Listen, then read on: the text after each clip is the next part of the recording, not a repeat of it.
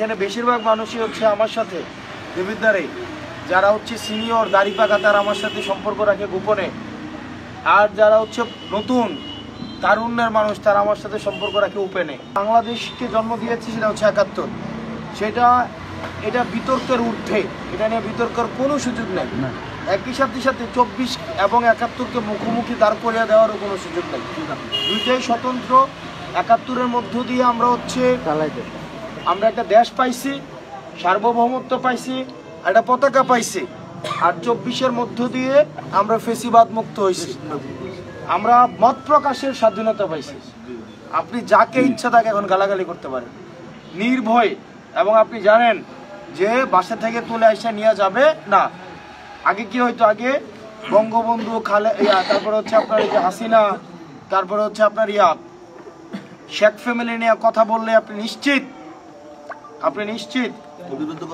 বিরুদ্ধে কথা বললে আপনি নিশ্চিত তাকে কি করবে, আপনার জেলে নিয়ে যাবে, আয়না ঘরে নিয়ে যাবে। না, ট্রেডিশন কিন্তু অ্যাকচুয়ালি বলতে গেলে, ইতিহাস বলতে গেলে অন্য রকমের। তার কারণ হলো জাতীয় পার্টির সময় জাতীয় পার্টি ছাড়া অন্য কিছু করা যায় না। ওইটাই মানে আমরা বিএনপির সময় বিএনপি ছাড়া অন্য কথা বলা হইতো না, আমরা চাই এটাই। তবে আওয়ামী লীগের সবচেয়ে বেশি দোষ হলো তার সেই নির্যাতনের পিরিয়ডটা সবচেয়ে লং টাইম ছিল। এখন এই জন্য অন্যদের জিয়া সাহেবের এবং এরশাদ সাহেবের সেই যে কলিশমুক্ত মানে যে কর্মকাণ্ড সেই চাপা পড়ে গেছে।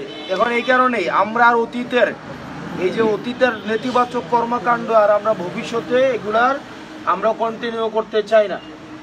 আমরা চাই আমরা যারা তরুণ প্রজন্মের এখানে আসেন, আপনারা এখানে বেশিরভাগ মানুষই হচ্ছে আমার সাথে দেবিদ্বারে, যারা হচ্ছে সিনিয়র দাড়ি পাকা তারা আমার সাথে সম্পর্ক রাখে গোপনে, আর যারা হচ্ছে নতুন তারুণ্যের মানুষ তারা আমার সাথে সম্পর্ক রাখে ওপেনে। তো ওনারা রাখে গোপনে, আপনারা রাখেন ওপেনে।